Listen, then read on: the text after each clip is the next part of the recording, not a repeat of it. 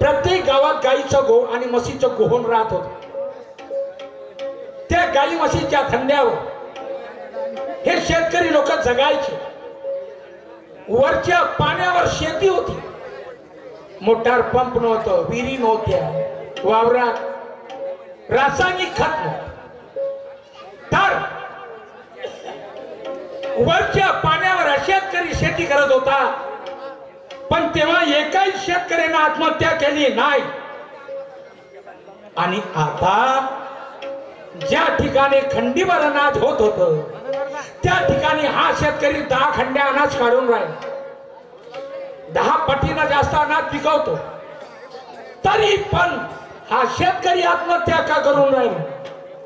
मग एवढं अनाज तर पिकवतो, मग आत्महत्या करण्याची वेळ का? दादा, हा निसर्ग कधी कधी साथ नाही देत या शेतकरी. आणि या शेतकरी लोकांना घरी तुमच्या जोडधंदा होता दह्या दुधाचा, म्हशी गायचा, हा खतम केला. हा विकून टाकल्या गाई म्हशी. आणि फक्त शेतीच्या धंद्यावर शेतकरी निर्भर. मग शेती पिकली तर खुश होईल, आणि शेती नाही पिकली तर आत्महत्या करायची वेळ. चला, या विषयावर मी माझी गवडण घेतली आहे. जरा बघा काय म्हणतात.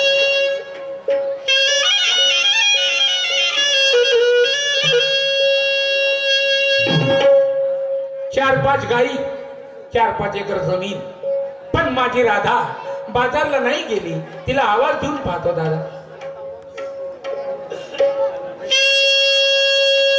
कारभार ने गा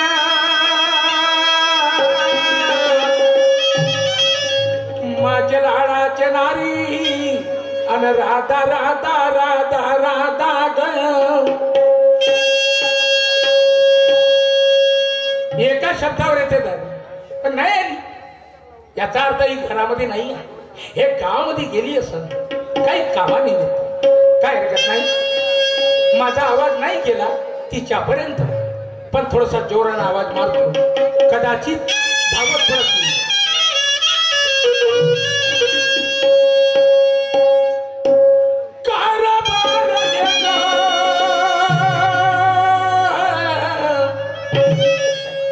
माझे नारी लाडाचे अन राधा राधा राधा राधा राधा ग.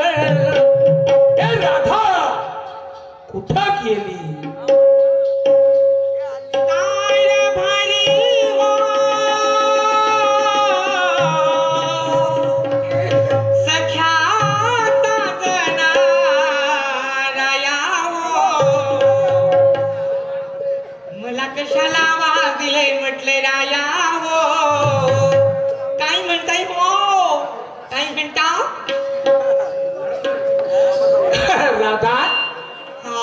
तू आली, मला आनंद झाला.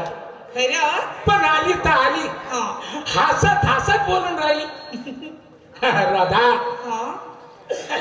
असंच हसायचं कधी मी.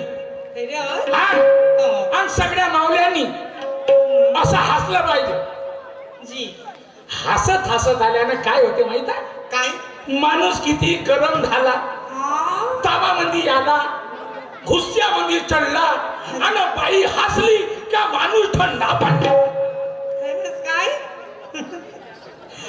एवढं तुमच्या हसण्यात मोहनी रूप आहे. आणि पाय, माणसाला हसवणं आणि माणसाला रडवणं हे सगळं मंत्र तुम्हाला पाठ आहे.